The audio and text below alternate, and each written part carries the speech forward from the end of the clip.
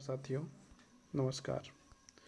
आज हम लोग क्लास 9 इतिहास मतलब हिस्ट्री। आज हम लोग हिस्ट्री पढ़ेंगे। क्या पढ़ेंगे? हिस्ट्री पढ़ेंगे। तो जैसा कि हम लोग जानते हैं, क्लास 9 का जो परीक्षा अब सामने आ चुका है, चेक बोर्ड का परीक्षा जो 1 तारीख और 2 तारीख, 1 मार्च और 2 मार्च को है। और उसमें इम्पोर्टेंट क्वेश्चन जो है कि पढ़ना बहुत ज़रूरी है। कुछ ना कुछ MCQ पढ़ लेना बहुत ज़रूरी है कि रिवाइज होगा तो फिर आप जो है कि अच्छा आंसर कर सकते हैं। और इसके लिए हम लोग को जो है कि कुछ क्लासेस हम लोग हर सब्जेक्ट से करेंगे। आज हम लोग शुरुआत कर रहे हैं हिस्ट्री के साथ। तो हिस्ट्री का पहला चैप्टर का नाम है भारत और समकालीन विश्व। क्या नाम है? भारत एवं समकालीन विश्व, भाग 1। तो इतिहास का पहला स्टार्ट करते ही हम लोग देखते हैं, तो यहाँ पर हम लोग जो है पहला चैप्टर आ जाता है अध्याय 1, फ्रांसीसी क्रांति। क्या आ जाता है? फ्रांसीसी क्रांति। तो फ्रांसीसी क्रांति के बारे में मोनालिसा हम लोग पढ़ेंगे। तो हम लोग पढ़ने वाले हैं फ्रांसीसी क्रांति। क्या पढ़ने वाले हैं? फ्रांसीसी क्रांति। तो फ्रांसीसी क्रांति के कुछ महत्वपूर्ण पॉइंट को पहले हम लोग देखेंगे, फिर हम लोग आगे बढ़ते जाएंगे, पढ़ते जाएंगे और समझते जाएंगे। तो थोड़ा इसको बड़ा कर लेते हैं। बड़ा करने के बाद हम लोग इसको जो है कि आगे जो है पढ़ने का जो है कि क्रम को बढ़ाएंगे। तो यहाँ पर देखिए कुछ पॉइंट हैं जिसको जानना बहुत ही ज़रूरी है। पहला है 14 जुलाई मतलब 14 जुलाई 1789 ईस्वी को सैन्य किले और जेल के रूप में मशहूर बालास्तीन का पतन हुआ। ये जो डेट है 14 जुलाई 1789 ईस्वी को सैन्य किले, आप लोग चैप्टर जब पढ़े होंगे तो इसके बारे में आप लोग जो है कि देखे ही होंगे, समझे होंगे किस प्रकार से सैन्य किला को किस प्रकार से क्या किया गया, नहीं किया गया, इस बात को आप लोग जानते होंगे। तो ये महत्वपूर्ण पॉइंट है, इसको जो है कि आप याद रख सकते हैं। किले और जेल के रूप में मशहूर बास्तिल का पतन हुआ, मतलब बास्तिल का जो है पतन हो गया। बास्तिल के किले का ढहा कर उसके अवशेष बाजार में बेच दिए गए। जब बास्तिल के किले को तोड़ दिया गया तो उसके अंदर में तो बहुत सारे सामान भी होंगे। बहुत सारे सामान होंगे तो उस सामान को क्या किया जाएगा? या तो उसको उठा के ले जाएगा। घर में इतना सामान कौन रखता है? कोई रखेगा? नहीं रखेगा। तो नहीं रखेगा तो क्या करेगा? उस सारे सामान को जो बहुत सारे लोगों ने उठाया और उठाकर जो क्या किया जितने भी अवशेष थे वो सारे जो है जो भी था उसको जो है कि बेच दिया। और जब बेच दिया गया तो उसके बदले उसे कुछ रुपये का जो है कि इनकम हो गया। मुद्राएं जो है कुछ कुछ मिल गए। मुद्राएं मतलब क्या है? रुपया। रुपया क्या है? पैसा। रुपया, पैसा, मुद्रा, टाका, ये सब एक ही नाम का जो पर्यायवाची है। अब हम लोग आगे पॉइंट को देखते हैं। सम्राट की निरंकुश शक्तियों का प्रतीक होने के कारण बास्तिल किला लोगों की घृणा का केंद्र था। हम लोग लुइस 1614 के बारे में हम लोग पढ़ते हैं, 1614 ये चीज़ हम लोग देखते हैं। निरंकुशवाद मतलब उस सरकार में किसी प्रकार का अंकुश नहीं लगाया जा सकता है, मतलब वो अपने अनुसार चलता है और इसी कारण से उसे निरंकुशवाद कहा गया। तो सम्राट का निरंकुश शक्तियों का प्रतीक होने कारण क्या था?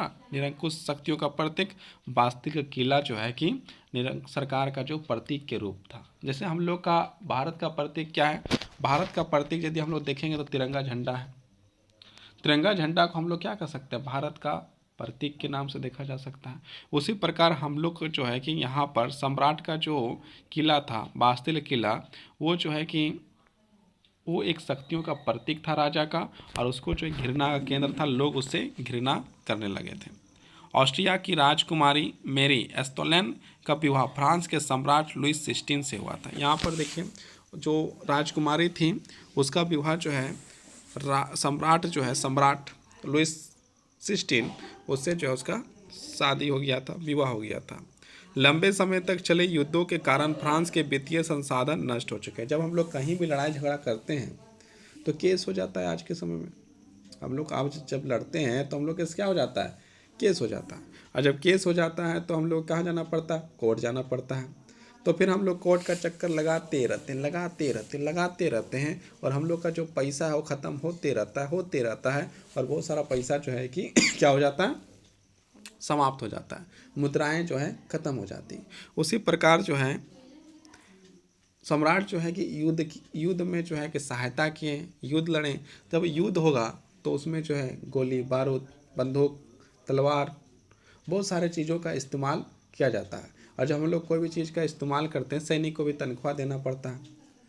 तो जब हम लोग किसी चीज़ का इस्तेमाल करेंगे और ख़त्म होगा और फिर जो हम लोग दोबारा लाएंगे तो उसके लिए पैसे लगते हैं, और पैसे जब लगते हैं तो मतलब क्या है, एक प्रकार से पैसे ख़त्म होते हैं। जैसे आज के समय में है ना, रूस और यूक्रेन के बीच में युद्ध चल रहा है, तो वहाँ पर युद्ध चल रहा है तो दोनों की तरफ से जो है नुकसान होता है, दोनों तरफ से जो है कि पैसा लगता है।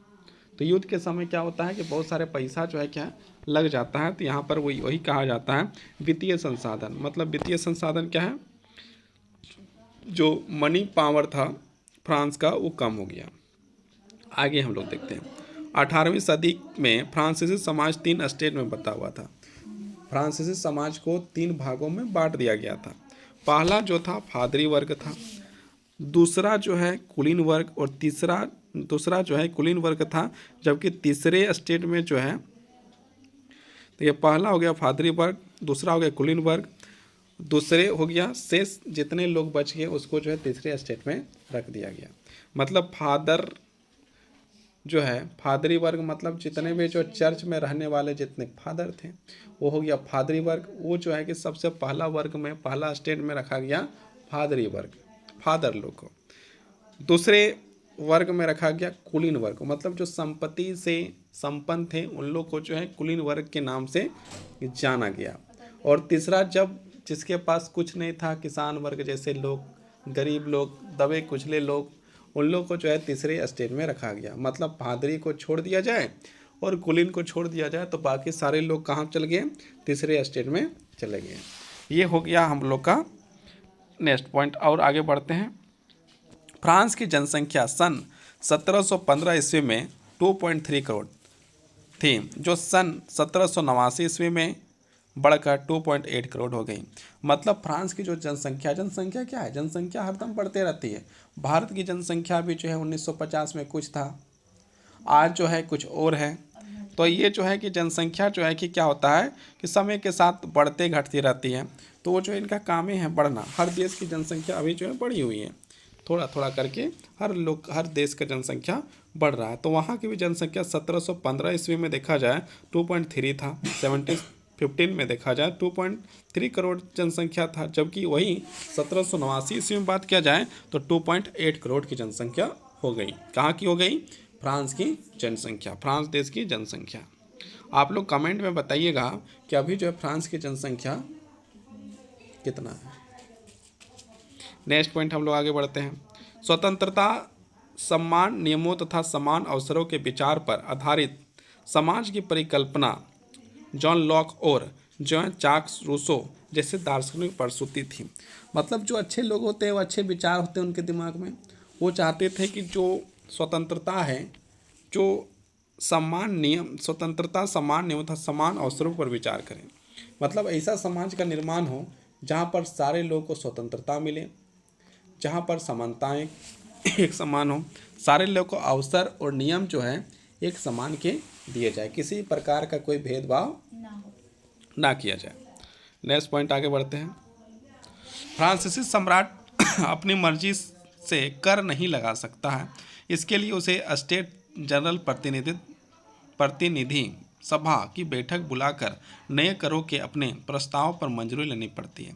मतलब फ्रांसीसी सम्राट जो है मन मर्जी, मतलब अपने मर्जी के अनुसार कर जो है नहीं लगा सकता है। उसे जो है कि क्या करना पड़ता है, उसे जो स्टेट के लोगों को बुलाकर, प्रतिनिधि सभा को बुलाकर मीटिंग करना पड़ता है, फिर फैसले लिया जाता है, फिर प्रस्ताव मंजूरी होती है, उसके बाद जो है कर ले सकता है। 20 अब नेक्स्ट पॉइंट हम लोग बढ़ते हैं। 20 जून को तृतीय स्टेट के प्रतिनिधित्व वाइस इंडो टेनिस कोर्ट में जमा हुए और अपने आप को नेशनल असेंबली घोषित कर दिए। 20 जून को जो है कुछ लोग जमा होते हैं, जैसे तीसरे स्टेट के लोग कहा जाता है। तीसरे स्टेट के लोग किसे कहा जाता है, फादरी वर्ग और कुलीन वर्ग को छोड़ दिया जाए तो बाकी जितने भी थे सारे तीसरे स्टेट थे। और तीसरे जो थे उन लोग 20 जून को जमा होते हैं और फिर अपने आप को जो है उन लोग को नेशनल असेंबली को जो है क्या कहते हैं, उसको प्रतिनिधित्व किया और जमा होने के बाद अपने आप को नेशनल असेंबली घोषित कर दिया गया। नेक्स्ट पॉइंट में जाते हैं। नवनिर्वाचित असेंबली की कन्वेंशन का नाम दिया गया। इसके द्वारा 21 सितंबर 1792 ईस्वी को राजतंत्र का अंत कर फ्रांस को एक गणतंत्र घोषित कर दिया गया। मतलब क्या है कि फ्रांस को जो है आज़ादी के देखा जाए तो 21 सितंबर 1792 ईस्वी को राजतंत्र का अंत, मतलब वहाँ पर राजा का शासन का अंत जो है 1792 21 सितंबर 1792 को कर दिया गया। राजतंत्र का अंत, राजतंत्र जो पूरी तरह से हो गया समाप्त। राजतंत्र क्या हो गया? पूरी तरह से समाप्त। और क्या कर दिया गया? वहाँ पर जो है गणतंत्र घोषित कर दिया गया। तो यहाँ पर हम लोग भारत का गणतंत्र दिवस कब मनाया जाता है, इसका आंसर बताइए आप लोग कमेंट में, कब मनाया जाता है। तो हम लोग यहाँ पर पता कि मन देखें तो फ्रांस का जो है कि फ्रांस का जो है गणतंत्र दिवस कहें या फिर इसको गणतंत्र करने का डेट बोलें तो 21 सितंबर 1792 ईस्वी को राजतंत्र का अंत करके वहाँ का स्वतंत्र कहलाया। अब हम लोग आगे बढ़ते हैं। हाँ, आगे हम लोग बताते हैं फिर गणतंत्र और स्वतंत्र के बारे जानिए। स्वतंत्रता मतलब होता है किसी का हम लोग पराधीन है, किसी के अंडर में है और हम लोग उसके अंडर से बाहर आते हैं तो उसको हम लोग क्या कहते हैं? स्वतंत्र कहते हैं। और यदि हम लोग जो है कि स्वतंत्र हो गए तो अपना नियम कानून बना के हम लोग जो है कि अपना राष्ट्र को राष्ट्र घोषित करते हुए आगे बढ़ाने का, जैसे हम लोग का 1950 को अपना संविधान बनाते हुए अपने देश को गणतंत्र घोषित किया गया। मतलब सारे नियम कानून अपने ही देश का लागू होगा, उसे गणतंत्र हो गया। अब हम लोग आगे देखते हैं। लुइस 16 को 1793 ईस्वी में प्लेस डी लॉक कॉन्वेंट में सार्वजनिक रूप से फांसी दे देगी। और जो कुछ दिन पहले राजा था जिसके अनुसार सारे कार्य हुआ करते थे उनको जो है फांसी दे दिया गया और वो जो है क्या हो गया? उनको जो है मृत्यु मिल गया। रॉबेस्पियर ने नियंत्रण एवं दंड का सख्त नियम अपनाई।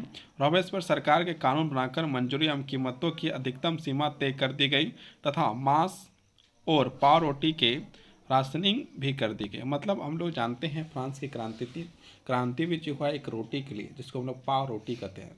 जो हम लोग पाव रोटी जो कहते हैं उसी कारण से भूख के कारण जो है कि बहुत सारे आंदोलन हुए और उसमें से एक आंदोलन ये भी है।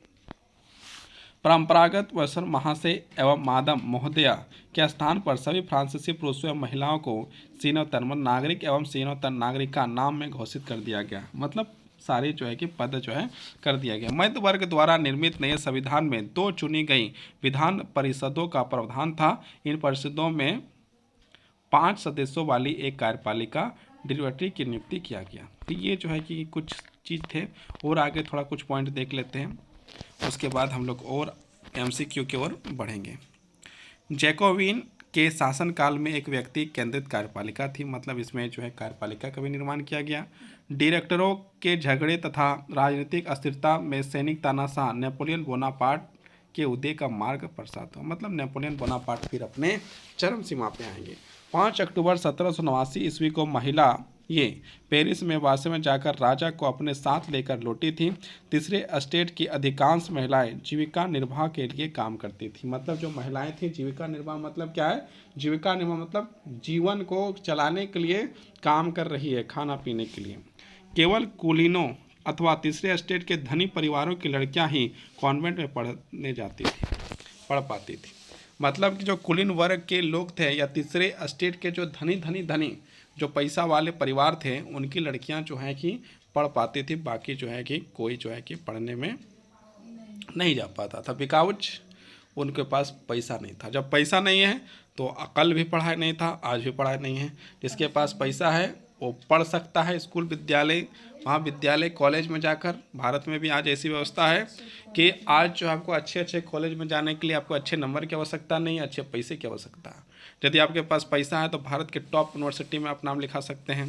आपके पास पैसा है तो आप जो विदेश जाके पढ़ सकते हैं। आपके पास पैसा नहीं है तो आप जो है कि सरकारी स्कूल में जाके पढ़िएगा और सरकारी स्कूल में पढ़िएगा और सरकारी स्कूल में जो है कि खिचड़ी खाइएगा, पेट भर जाएगा, फिर घर आ जाइएगा। कब पढ़े पता नहीं, क्या पढ़े पता नहीं, कैसे पढ़े पता नहीं। लेकिन बहुत सारे सरकारी स्कूल जो है कि बहुत अच्छा पढ़ाते हैं और बहुत अच्छा बच्चों को जो है कि सिखाते हैं। लेकिन हर सरकारी स्कूल जो है कि ऐसा नहीं है, क्योंकि ये चीज़ यदि सर्वे में देखा जाए तो इस चीज़ का जो है कि शिक्षा का अभाव आपको दिखाई देगा। खास करके जो प्राइमरी स्कूल के जो सरकारी स्कूल हैं उसमें आपको ये शिक्षा जो है कि अभाव दिखाई देता है। वहाँ पर आपको सब कुछ दिखाई देगा लेकिन शिक्षा दिखाई नहीं देता है। तो उसमें भी जो सरकार को थोड़ा सा कार्य देखना चाहिए कि हमारे सरकारी स्कूल में जब चेकिंग आते हैं तभी जो है कि पढ़ाई होता है, तभी अच्छा से खिचड़ी बनता है, तभी अच्छा से झाड़ू लगता है, तभी अच्छा से घंटी लगता है। तो ये चीज़ को भी ध्यान देना चाहिए और बिना जानकारी दिए ही जो सरकारी स्कूल का चेकिंग करना चाहिए, या फिर इसी तरह जो आना चाहिए कि जान ना सके कि अधिकारी हैं, तब देखिए फिर सरकारी स्कूल का सारा नियम निकल के आएगा क्या हो रहा है और क्या नहीं हो रहा है। तो नेक्स्ट हम लोग आगे बढ़ते हैं। क्रांतिकारी सरकार ने लड़कियों के लिए स्कूली शिक्षा का अनिवार्य बना दिया। जो सरकार बनी, नई सरकार बनी, उसमें जो है कि क्रांतिकारी जो लोगों ने जो सरकार बनाई, उन लोगों ने जो है लड़की लोग को शिक्षा जो अनिवार्य कर दिया। मतलब कि जो है कि उन लोग जो है कि शिक्षा जो है बढ़िया से ले सकता है ना। ये चीज़ हो गया। आतंक राज के दौरान महिला क्लबों को बंद कर दिया गया था। कई महिलाओं को गिरफ्तार एवं फांसी में चढ़ा दिया गया। बहुत सारे लोगों को जो है कि फांसी में चढ़ा देने का कार्य कर दिया गया। बगानों में श्रम की कमी के यूरोप, अफ्रीका एवं अमेरिका के बीच त्रिकोणीय दास व्यापार द्वारा पूरा किया गया। दास व्यापार, दासों को जो है कि बहुत सारे ऐसे लोग थे जिसे दास बनाया जाता था और दास बनाकर उसको जो है कि बेचा जाता था। फ्रांसीसी सौदागर अफ्रीकी तट के दास खरीदते थे। दास मतलब कौन सा दास? नौकर कह सकते हैं, या फिर व्यक्ति को जो है कि उनको जो है कि अपना गुलाम बनाकर रखना ही दास कहलाते हैं। दासों को दाग कर एवं हथकड़ियों को डालकर जहाज में छूट दिया जाता था। जैसे आज जानवरों को हम लोग एक जगह में 10-15 डाल देते हैं, उसी प्रकार जो है कि उस समय किया जाता था। दासों को केवराही देशों में बगान मालिकों को बेच दिया जाता था। सेंसरशिप समाप्ति के बाद फ्रांस के शहरों में अखबारों, पर्ची, पुस्तकों एवं छपी तस्वीरों में बाढ़ आ गई। नेपोलियन खुद को यूरोप के आधुनिक का अग्रदूत मानता था। फ्रांस में 1830 ईस्वी में जुलाई क्रांति हुई थी। 1830 में जो है कि जुलाई क्रांति हुई थी। अब हम लोग जो है कि MCQ करेंगे। अब हम लोग MCQ स्टार्ट करते हैं। पहला MCQ हम लोग जो है कि सवाल पूछा जाता है, बास्तिल किला किस शहर पर स्थित था। यहाँ पर जो है कि आपके जो है कि बहुत सारे ऑप्शन हैं, मतलब 4 ऑप्शन हैं। 4 ऑप्शन में से एक ऑप्शन आपका सही है। तो आपको बताना है कि बास्तिल किला किस शहर पर स्थित था। पेरिस, कान, त्योन, नाथ, कहाँ पर था? इसका आंसर होगा पेरिस। बहुत बहुत धन्यवाद, बहुत बहुत आभार। अब हम लोग MCQ नेक्स्ट क्लास में करेंगे।